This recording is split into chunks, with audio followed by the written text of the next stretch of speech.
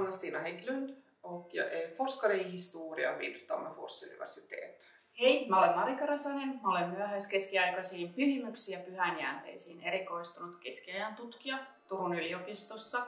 Och tillsammans med Marika så organiserar vi märkesåret Helga Birgitta 650 eftersom det i år har gått 650 år sedan Helga Birgitta dog i Rom år 1373. Ajattelimme, että Birgittaa juhlistaaksemme järjestämme näyttelyn, jossa keskiössä on yhtäältä teos, jonka Birgitta saneli rippiisilleen, mutta toisaalta meidän näyttelyssä myös tulee hyvin vahvasti ja monipuolisesti esille Birgitta ja Birgitan ajan maailma. Birgitta Birgersdotter var en adelsdam som föddes i det svenska riket år 1303. Hon är mest känd för sina himmelska uppenbarelser som var visioner som hon fick från Gud eller från Kristus och jungfru Maria. Birgitta gifte sig som ung. Paret fick 8 barn, men Birgitta kände redan tidigt den gudomliga kallelsen. Det var också efter att Birgitta hade blivit änka som hon började få sina visioner. Så dels är det hennes uppenbarelser, men också för hennes grundande av en klosterorden som sedermera är känd som Birgittinorden. Vi står nu i Nordendal, som var det andra Birgittinklostret som grundades i det svenska riket. Det första grundades i slutet av 1300-talet i Vadstena, som var en kungsgård som Birgitta hade fått i donation av kung Magnus Eriksson och hans drottning Blanka. Utställningen utgår från en tryckt utgåva av heliga Birgittas uppenbarelser. I de här uppenbarelserna så talade Kristus och Maria till Birgitta och uppenbarade för henne teman som rörde andlighet, andakt, men också kritik gentemot kyrkans ledare, men också mot de världsliga ledarna, eftersom Birgitta ansåg att det allvarliga tillståndet i hennes samtid i Europa. Dels så hade vi en stor pestepidemi som härjade i mitten av 1300-talet som är känd som digerdöden. Och samtidigt så pågick också 100-årskriget mellan England och Frankrike. Och dessutom så hade påven i början av 1300-talet flyttat från Rom till Avignon. Och allt det som pågick i Europa så ansåg Birgitta var Guds straff till världen eftersom Gud var missnöjd med hur makthavarna hade misskött sina ämbeten. Birgitta omana aikansa vallas nainen, mutta kuitenkin omana aikanaan nainen siinä mielessä, että perinteisesti me ajatellaan, että naisilla ei ollut paljonkaan vaikuttamismahdollisuuksia. Ja tämä varmaan pätee monissa tapauksissa, mutta ei aina. Ja Birgitta on loistava esimerkki siitä, miten nainen saattoi jo 1300-luvulla vaikuttaa myös miesten mielipiteisiin, näkemyksiin ja tekoihin hyvin voimakkaasti. Jos me sitten taas ajatellaan Birgittaa hieman myös pyhimyksenä, ei vaan pelkästään todella tärkeänä oman elämänsä naisena henkilönä ja henkilönä, joka todella eli, haistoi ilmaa ja maistoi ruokaa niin kuin mekin tänä päivänä, mutta hänestä tosiaan hän jäi ikään kuin elämään ja on elänyt vuosisatoja maallisen kuolemansa jälkeen pyhimyksenä. Ja pyhimyksenä myös hänen merkityksensä esimerkiksi Suomessa oli huomattava. Hän oli yksi niitä Ruotsin valtakunnan omia pyhimyksiä ja sitä kautta tietyllä tavalla identifioitavissa itseen. Näin ajattelen. Keskiajan ihmiset löysivät hänet todennäköisesti hieman helpommin ja ehkä olivat valmiimpia myös pyytämään pyhimykseltä, nimenomaan pyhältä Birgitalta apua kuin joltain toiselta tuntemattomalta pyhimykseltä, johon sen aikaisilla ihmisillä ei ollut kosketuspintaa. Och vi vet också att det var personer från Finland som besökte Vadstena och gjorde pilgrimsfärder dit. Det finns flera mirakler nedtecknade i hennes så kallade vite, alltså en biografi som sammanställdes över hennes mirakler, som var en del av den här processen att få henne kanoniserad och förklarad till helgon. Birgitta själv skrev ner sina uppenbarelser, åtminstone en del av dem, och hennes autografer finns bevarade i Kungliga biblioteket i Stockholm. Hennes biktfäder senare sammanställde dem på latin och organiserade dem i 8 böcker. Och det var de här samlingarna som sen presenterades för påven vid kurian i Rom, och påven ratificerade deras gudomliga ursprung och auktoritet. Birgitta föddes ju in i en familj som tillhörde högfrälset i det svenska riket, så hon var också genom sina föräldrar hade bra kontaktnätverk till makteliten. Hon hade själv släktkopplingar till folkungaätten, alltså den regerande ätten i riket. Och det här är också förstås en bidragande faktor till att hennes uppenbarelse fick så stort genomslag. Näissä kaikissa teoksissa on erityistä se, että ne ovat todellakin vanhoja painotuotteita. Ja näistä kyseisistä kirjoista, jotka meidän näyttelyssä sitten tuolla Turun yliopiston kirjaston yläkerrassa ovat vitriinissä nähtävillä, niin vanhin on myös se, josta me ollaan tehty varsinainen tällainen virtuaalinen näyttely. Meillä on nyt tässä tämä Anton Kobergerin Nürnbergissä painama Birgittan Revelationes Celestes teos käsillä.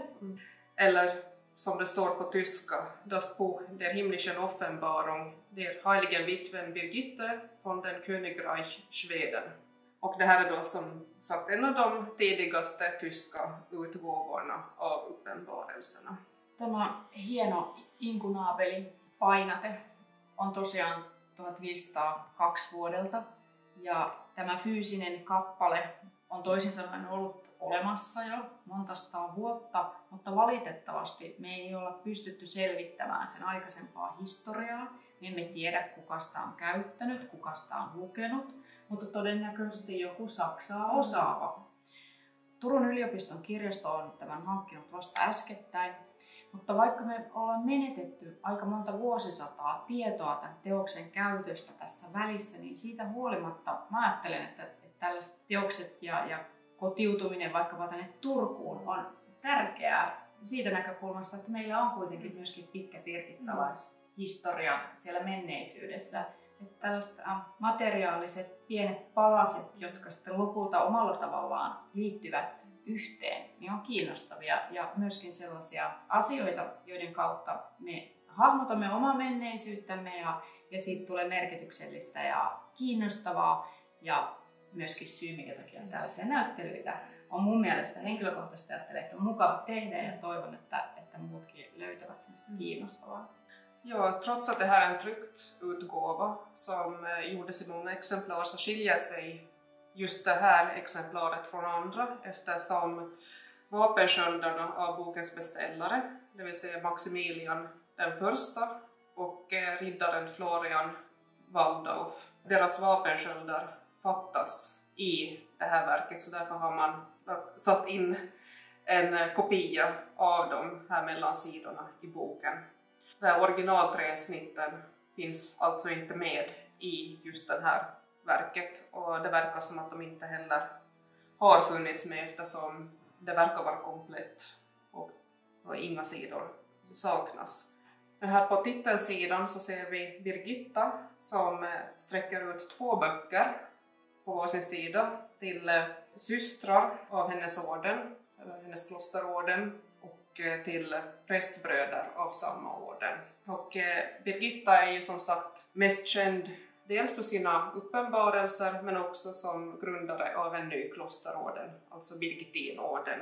Och det är det som illustreras här på första sidan av Kobergers utgåva. Näiden painettujenkin kirjojen kuvitus monta kertaa pohjasi keskiaikaisille malleille. Ja tässäkin kuvassa, vaikka tässä on tavallaan uutta, että tässä on munkki, joka menee keskustelemaan tai suoraan Jumalalta saa viestin, tuossa hienosti tikkaita myöten kapuaa tuonne, niin varhaisemmin keskiajalla tällainen kuvatyyppi oli myös olemassa, mutta yleensä se viittasi siihen, että kuvassa oli kuoleman hetki. Eli päähenkilö oli juuri henkäissyt viimeisen henkäyksensä, kuoli ja hänen sielunsa kapusi tikkaita myöten taivaaseen Jumalan luokse. Juuri nimenomaan pyhimyksiin liitettiin tällainen niin kuin uskomus, että heti kuoleman jälkeen sielu siirtyi taivaaseen ja toisaalta sitten sitä visualisoitiin hyvin samantyyppisellä kuva-aiheella, eli sellaisella, että sielu oli konkreettisesti ihmisen muotoinen, kuolleen henkilön näköinen ja hän kiipesi sitten tikapuita pitkin taivaaseen. Ja på den här bilden så ser vi heliga Birgitta som återigen sträcker ut 2 böcker. Den här gången är det antagligen hennes uppenbarelser som hon ger till makthavarna. På båda sidor om henne så ser vi en grupp med kungar. Och omkring dem så pågår striden mellan himmel och helvete. Alltså mellan det goda och det onda. Och nedanför så finns ett odjur som liknar en hund i vars käftar finns dåliga kungar eller dåliga makthavare som har hamnat i helvetet. Och ovanför så finns de goda som har kommit till himmelriket. Och på andra sidan i nedre hörnet så ser vi också skärselden där de som inte var helt förtappade men som var tvungna att renas från sina synder skulle tillbringa tid innan de kunde uppstiga till himmelriket. Och det här är ett mycket centralt tema i Birgittas uppenbarelser. Just tämä kampen mellan ont och gott. Tässä kun me tarkastellaan nyt ja nähdään silmiemme edessä tämä kuva, ristiinnaulitsemiskuva, ja kuten näkyy, niin tämä ikonografia on hyvin keskiaikainen, hyvin traditionaalinen, ristiinnaulittu keskellä ja hänen toisella puolellaan on hänen äitinsä neitsyt Maria ja toisella puolella Johannes Kastaja. Ja tämä on hyvin tyypillistä jo varhaiskristillisestä ikonografiasta polveutuva kuvateema. Mutta se, mikä tavallaan tuo tämän kuvan lähemmäs painoaikaa, omaa aikaansa, kirjan omaa aikaa, niin on tämä viivan käyttö ja sitä kautta se tunteellisuus, mitä saadaan esille. Tämä ei ole jäykkä kuva. Varhaiskristillisessä taiteessa Kristus esitettiin tässä kohtaa kuninkaana ja voittajana. Hän oli hyvin ylvästi ristillä. Myöhemmin myöhäiskeskiajalla Kristuksen vartalo vääntyi. Puhutaan usein taidehistoriassa S-mutkasta. Se on hyvin kärsivä Kristus ja myös totta kai hyvin tunteellinen. Tässä tunteet on taas jotenkin eri tavalla esillä minun mielestäni. Tässä jälleen kerran Kristus on kohottautuneempi. Hänessä on, jos ei kuninkuutta, mutta hänessä on jotain sellaista ylvästä, mitä myöhäiskeskiajan kuvissa ei ole. Mutta toisaalta sitten tämä viivan käyttö ja nämä tavallaan kasvoissakin semmoinen kärsimyksen viivat, sieltä tulee esille kapeat kasvot ja kärsimys. Silmät ovat raskaat, ne painavat. Ja toisaalta sitten valtavan, jo voisi ehkä sanoa, että tämmöinen barokkinen viivan käyttö, runsaus, valtavan runsas lannenvaate, joka toisaalta ikään kuin tuulessa heiluisi, mutta mikään muu tässä kuvassa ei viittaa sellaiseen tuuliseen säähän. Eli tämä on ihan tällaista muotokielellä haetaan huomiota ja luodaan tunnelmaa. Den här bilden så riktar sig Birgitta till alla världens invånare eller till de människor från olika samhällsklasser. I mitten av bilden så sitter Birgitta och på hennes vänstra sida ser vi kyrkans ledare, påven och kardinaler och biskopar. Och på den andra sidan så ser vi de världsliga makthavarna, furstar och kungar. Ovanför henne så tronar Kristus och Maria och himmelens änglar och helgon.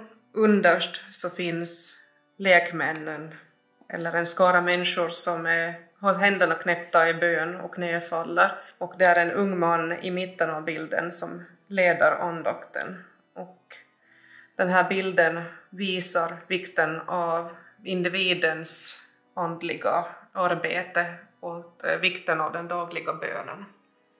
Ja, så nu har vi kommit till slutet av boken och här i allra sista stycket så står det verkets datering.